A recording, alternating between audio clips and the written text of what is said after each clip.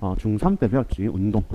운동에서 배우는 게 우리가 뭐 속도, 가속도, 뭐 속도랑 비교되는 거, 속력, 뭐 이런 거. 더 배우는 거 있지. 뭐 속도와 속력, 뭐 그다음에 평균 속도와 평균 속력. 그리고 그것만 배우냐? 아니, 운동의 종류도 배우지요. 등속 운동, 그리고 등가속 운동.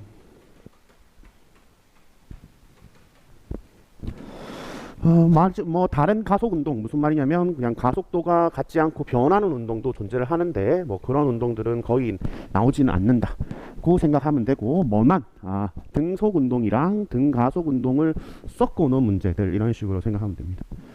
그러면 1단원에서 아마 오늘 배우는 게 요거 같고, 플러스 알파로 우리가 중학교 때 배웠던 걸 기억해내야 되는 게 그래프 보는 방법들 뭐 이런 것들 배울 거고, 이제 문제 푸는 연습들을 오늘 하게 될 겁니다.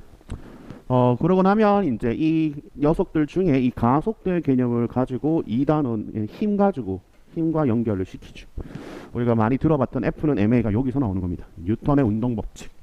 그래서 이 힘이라는 걸 정의를 내리면서 가속도가 얼마가 나오고 속도 변화가 어떻게 되고, 그 다음에 뭐 이동이 얼만큼 이동할 것이냐 뭐 이런 것들을 생각하는 게 요 두 번째 단원이고, 그럼 두 번째 단원은 이제 힘과 이제 질량과 뭐 가속도 뭐 이렇게 나오겠죠. 그지? 이렇게 힘 곱하기 질량 곱하기 가속도, 힘은 이렇게. 이게 대표적이고, 뭐 이거 말고도 운동 법칙 1, 2, 3번 법칙에 대해서 할 겁니다. 이렇게만 하면 문제가 쉬워서 이거를 조금 많이 꼬아서 문제를 내다 보니까 이거를 이제 단계별로 꼬기 시작해서 몇십 년째 꼬아서 지금 이제 그거를 이제 운동 방정식이라고 해서 운동 방정식으로 푸는 방법들을 따로 배우게 될 거고, 그러면 오늘이 요 단원, 다음 주가 요렇게, 그 다음 주가 운동 방정식 쓰는 방법 3가지. 그래서 1, 2단원을 3주 만에 가게 될 겁니다. 당연히 중간중간에 문제 푸는 거 연습을 계속 할 것이고요. 그리고 운동 방정식은 뭐 여기에 같이 할 수도 있어요.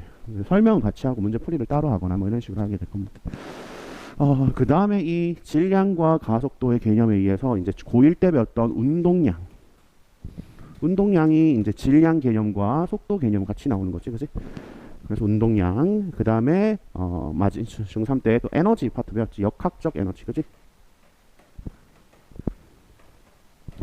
역학적 에너지. 그러면 이제 역학 파트에 운동, 힘, 운동량, 역학, 에너지 파트까지 다 나온 거고, 요까지 하면 이제 중학교 때 배웠던 내용들이, 여기까지가 중학교 때 배웠던 거고, 나머지 뒤에 나오는 게 완전히 새로 배우는 이제 연력학이랑 그 다음에 상대성 이론이라고 보면 됩니다. 됐지?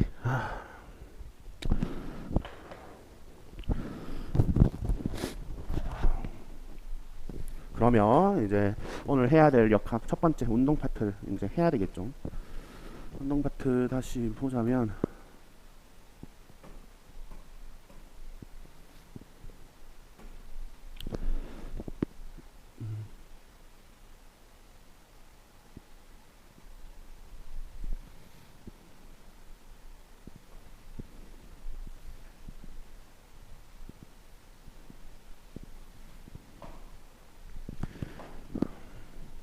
책에 이제 첫 번째 배우는 게 우리는 이제 물리 단원에서 우리가 많이 봐야 되는 게 뭐냐면, 얘가 이 단어가 어떤 정의를 가지고 있고 이 정의를 식으로 나타내는 게 되느냐 뭐 이런 것들을 잘 기억을 해야 되는데, 첫 번째 이제 운동이라는 게 뭐냐면, 운동이라는 게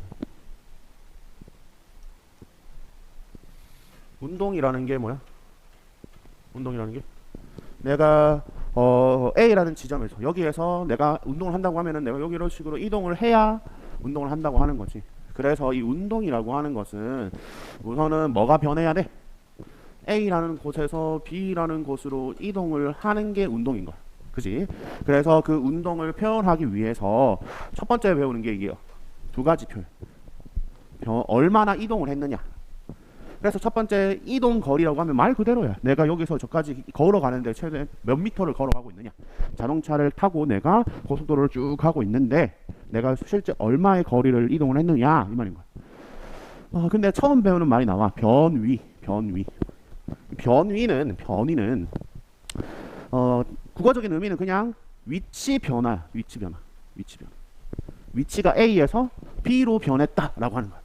그런데 내가 위치를 변할 때 어떻게 변했는데, 내가 A라는 지점에서 여기가 A라는 지점이고 여기가 A라는 지점이고 여기가 B라는 지점, 여기가 처음이고 얘가 나중이면 내가 실제로 이동한 길은 노란색 길로 이렇게 이어져 있어. 그렇다면 내가 차를 타고 가면 얘를 이 길 따라서 이동을 하겠지. 그러면 이 길의 거리가 실제로 이동한 거리니까 이동 거리가 되고, 변위는 위치의 변화, A에서 B까지 얼만큼 위치가 변했느냐, 이 변했느냐의 값이라서 파란색 처음과 나중을 직선 거리를 위치 변화 이렇게 보는 거야. 위치 변화. 그때의 이동 거리와 변위의 차이점이 하나 더 있는데, 이동 거리는 방향은 생각하지 않습니다. 길이만 보는 거야. 올라가나 내려가나 옆으로 가나 밑으로 가나 왼쪽으로 가나 오른쪽으로 가나 이런 거 상관없이 내가 실제 걸어서 다리가 아프게 걸어간 거리, 그 거리가 이동 거리면 변위는 처음과 나중의 직선 거리. 내가 위로 올라갔다가 내려온 거는 안 친다 이거야. 요만큼 올라갔다가 내려왔는데요. 아, 그거는 안 친다. 그래서 끝까지 처음과 마지막만 생각하면 됩니다. 그래서 만약에 내가 이 점에서 출발해서 한 바퀴를 돌아서 제자리에 돌아왔다면 이 원둘레가 이제 실제 이동 거리겠지만 변위로 따졌을 때는 위치가 변하지 않았기 때문에 변위는 제로가 되는 거예요. 그리고 여기는 이동거리라고 하면은 얘가 5m를 갔다가 다시 되돌아왔다면 여기 점의 마지막 점이라면 실제 이동한 거리는 얘가 5m를 갔다가 3m를 되돌아왔기 때문에 다리가 아픈 거는 8m만큼의 아픔을 가지지, 그지? 이게 8m가 이동거리면 변위라는 거는 처음과 끝만 연결한 직선거리. 그러면 내가 5m 갔다가 3m 되돌아왔으니까 여기 2m 남았겠네. 그래서 변위가 2m가 되는 거야. 오케이? 그런데 그 이동한 거리나 아니면 변화된 위치나 이 위치만 변하고 거리만 변했을 때 실제 운동이 누가 더 잘하고 있느냐라는 거는 거리만 따져서는, 길이만 따져서는 안 되고 뭐를 따져야 돼? 내가 그 거리를 얼만큼 빠르게 이동하고 있느냐를 생각을 할 것 같으면 시간도 재야 된다는 거지.